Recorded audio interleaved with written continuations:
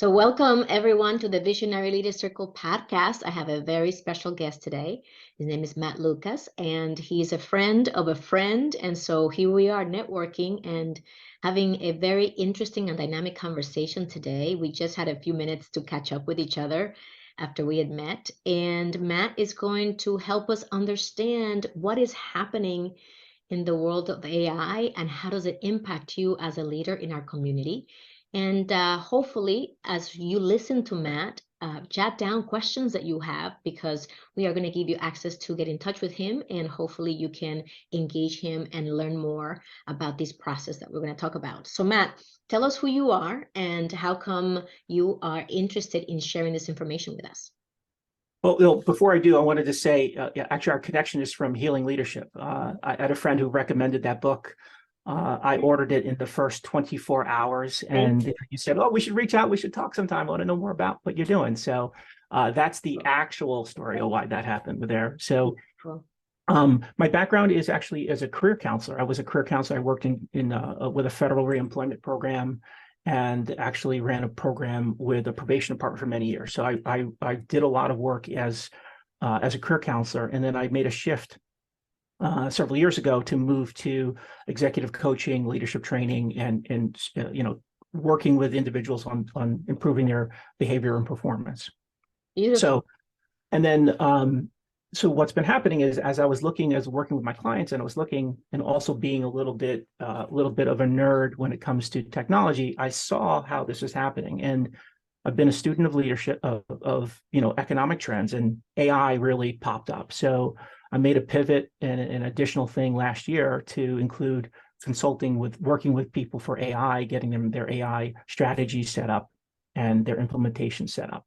So Matt, as we get started to talk about AI, what are you currently seeing as it relates to AI in the business world, and how is it impacting leaders right now from working with? Well, so first of all, there's a deluge of information. Every 5 minutes, something new comes out. I've been doing a lot of talks to CEO roundtables, and I remember one talk I was doing back to back for the same group, and I did one on Tuesday and one on a Wednesday. Overnight, while I was talking, ChatGPT went from 3.5 to 4.0, so my presentation changed overnight. And then it's changed 6 times since then in all my presentations. I keep on having to update it because of these new technologies. So it could be a bit overwhelming, and it's like trying to focus on getting a shot glass worth of water when you're getting hit by a tidal wave, right? So you're trying to get just what you need, and there's so much information out there. But what I'm seeing is a digital divide. Well, that digital divide is really between the haves and have-nots. If you're listening to this, either your company has already been on top of this, you have generative AI groups, your strategy sessions, you're making things happen with this, or you're not. And you're really going to either fall into one of those two categories. And I have a concern for small to mid-cap businesses that they're going to be behind the lines because this is such a competitive advantage that companies who implement this faster are going to have. I can tell you from a personal use, I heard my friends telling me about, have you heard about ChatGPT? And I said, yeah, I have, but I haven't used it. And then I used it. And I was like, oh my gosh, this is incredible. So I've always been on the earlier adopter side of things. And once I got, once I got to listen what it was about and then use it, I was like, I am hooked. And so I am using it to ask all kinds of questions, to do a lot of the marketing that I do on my business. I also have Copy.ai, which is extremely helpful. And that is just me as a coach who is a solopreneur, if you may. I have a remote team. So I can only imagine how scary this could be if you are running an organization, if you have a team that's doing a very specific type of work where the AI world has infiltrated. So Matt, when you work with your clients, what is it that you suggest they do to begin to wrap their head around, how do I even tackle this? How does it impact me? Where do they start? So it's kind of like there was a show on Netflix called Don't Look Up. We're talking about the day-to-day, I call it the whirlwind of our business.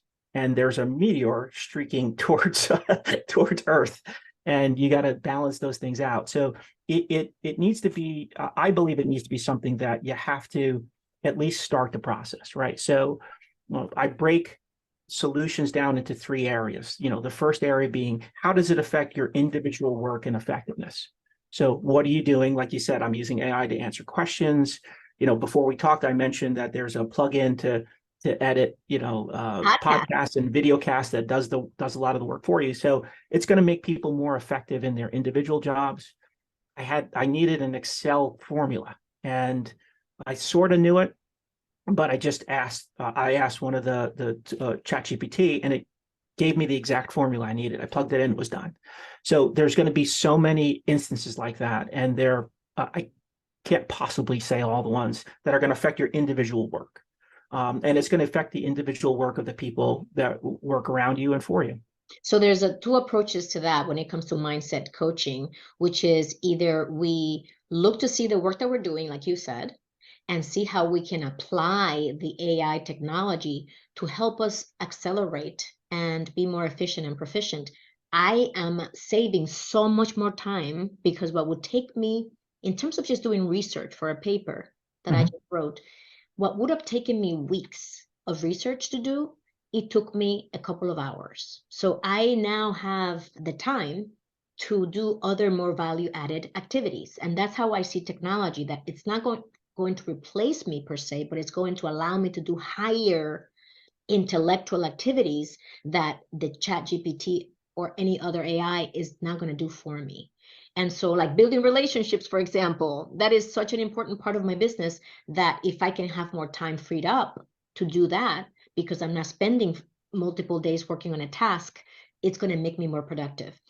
So back to, if you are that person who finds himself or herself in a precarious situation where you think, wow, this is going to replace me, that's one mindset. The other one is, wow, how can I leverage it so that I can actually do more added value activities in my role?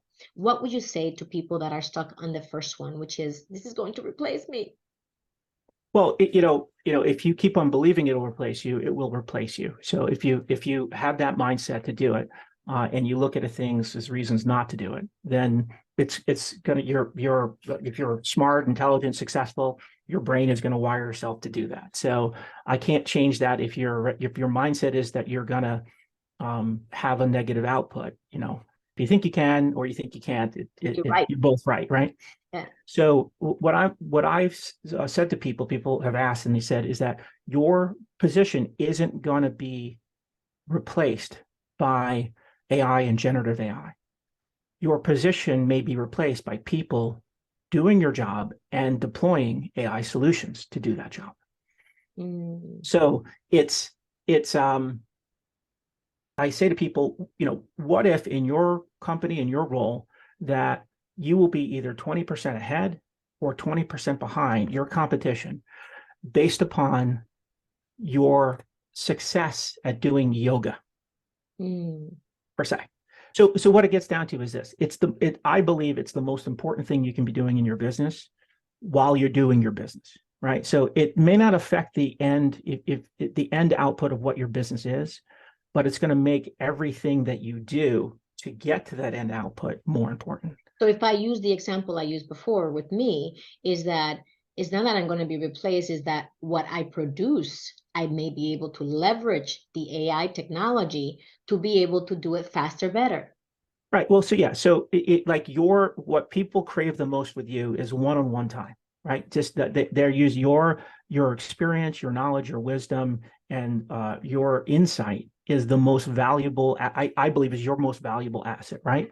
So you spending time sending out emails and marketing and other thing is not the highest use of your time. No, it isn't. But it's a requirement in order to do the other things. Correct. So if you can save 2 hours a week doing that, and you can get that 8-9 hours a month, that's 8-9 hours a month that you're working one-on-one, or you're doing your retreats, or in my groups, yes, or your groups, or all those things. And that's the value. That's where your true ROI. First of all, where you love what you love the most, right? What lights you up, but That's also right. what is the most valuable to your clients. So let's switch to career talk, right? Because this is also, I know back when I began doing my keynotes back in 2017, I used to bring up some statistics around a Harvard Business Review study that came out indicating that by the year 2030, a huge percentage of the population, I believe it was either 60 or 80% of the population, was going to have to reskill and retool. Mhm. And it was all due to automation. And here it is, 2023, when we're having this conversation, it's right in front of us. There's the horizon. And like you said, there's going to be a group of us who say, not me, I'm not going that route. And another group who says, how do we use this? How do we integrate it? How do we leverage it? And at the end, we're going to find out what happens because it's here no matter what. Now, do you remember back in the days, Matt, when they used to say, when I'm dating myself, but back in the 90s, I was still using a Macintosh in the computer lab when I was in college, 87 through 91. And people were saying that PCs were going to replace people. Now, we know from history now, looking at the rearview mirror, that PCs did not replace people. PCs enabled people to work faster, better, to share Right. information, to get to that next generation of work.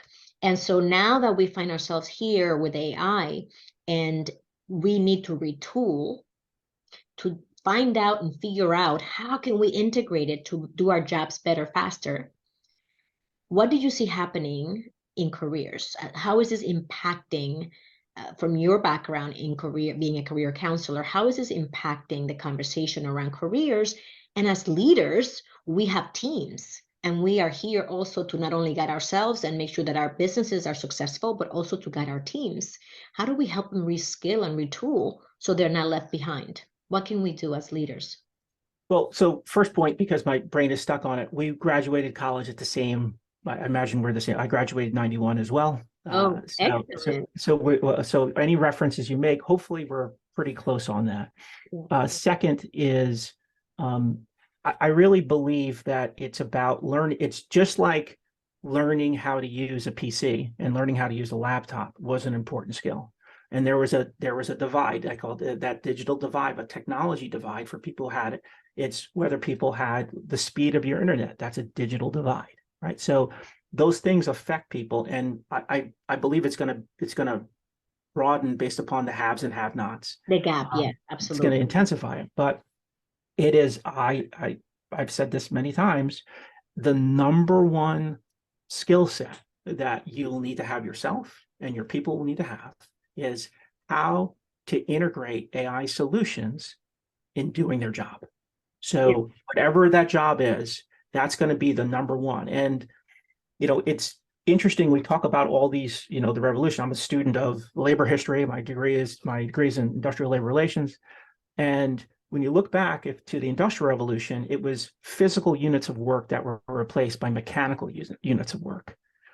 So you had, I had to I wanted to build a building and dig a foundation. I got 60 guys with shovels and we dug. But then and then we brought a guy with a bunch of mules and a wagon. Yeah, a bunch of mules and a wagon, and we threw the dirt in there, and he was called a teamster because he had a team of horses or mules. And now it's obviously what that turned into. But there's always going to be a need a guy with a shovel. There's always on those work sites, there's always going to need it, but just the mechanical advantage changed. AI is radically different. And AI is starting at the most intellectual, thought-provoking, analytical, and processing types of positions and working its way backwards, even the artistic fields. Right. Yeah, so they have an incredible amount of things that are affecting, and that you have to be aware of it, and you have to be open to it, and you have to be looking for what those things are. So anybody who tells you they're an expert on all the things AI, it's impossible, because just in the short period of time we're talking, there's Things have changed. 20 new things or 20 new things. Exactly. And there's a lot of bots being built. One of my clients who's going to actually be a guest on this podcast is specializing in building bots and helping her clients build bots. Yeah, and I need her number because I have clients asking me for how do we build I will bots get and you what we in need touch to with do. her. Her name is Margie Metchen. I will Yeah. definitely connect you with her. And so beautiful. Now let's talk a little bit about an actionable plan. So if you're listening to this podcast with Matt Lucas and you've heard our conversation and you're concerned or you're looking for, okay, Ginny, Matt, what should be my next steps? What would you recommend for people to do, Matt, in a 1, 2, 3, 4 fashion? The reason why I'm doing a lot of speaking engagements and just kind of quick hits with these groups is to get people from, there's either the people who are early adopters who are already there using it and they're kind of cutting edge, the people who know about it, maybe dabbled with it a little bit, but don't understand it. And then the people who are just don't know, have, read a news article, but they don't know about that. It's really getting people out of that bottom level and getting them into the middle level and getting people in the middle level to the top. But in terms of your work and your job, so if you're a senior leader or you're managing a team, is sit down with your people and say, we need to spend an hour or two a week with a thinking about what tools and exploring what tools we can use to help us do our jobs better. You should free up some budget to do a little bit of just have people be creative and go wild. So pay for the advanced ChatGPT, have people spend money on things that relate to their jobs and explore it. It'll be a minimal amount of money. It's like, under $1,000, you can get all this stuff happening on a regular basis and just explore. Some things are hit or miss and you have to say, oh, that was $20. It didn't work. But it's minimal. So 2 is you want to look at where you're spending the most money and when you're spending the most time in the jobs that you're doing. So what are people spending time and money that they're doing that don't need a person present? So it's not a personal interaction, but it's more of an analytical interaction. So where are those things happening? I'm going to be talking to an engineering group tomorrow, actually, about how they can speed up the rate in which that they can put these plans out and do this engineering using some AI technology. So we're going to be looking at all those things because that's what they spend the most time and energy doing. Okay, beautiful. And what would be number 3? So 3 would be, looking at it from the point of view of where you have our individual work. What are the things that are going to affect our whole team, our group, either it's our department or our team. And then what are the enterprise types of solutions that are going to affect everything we do in a company?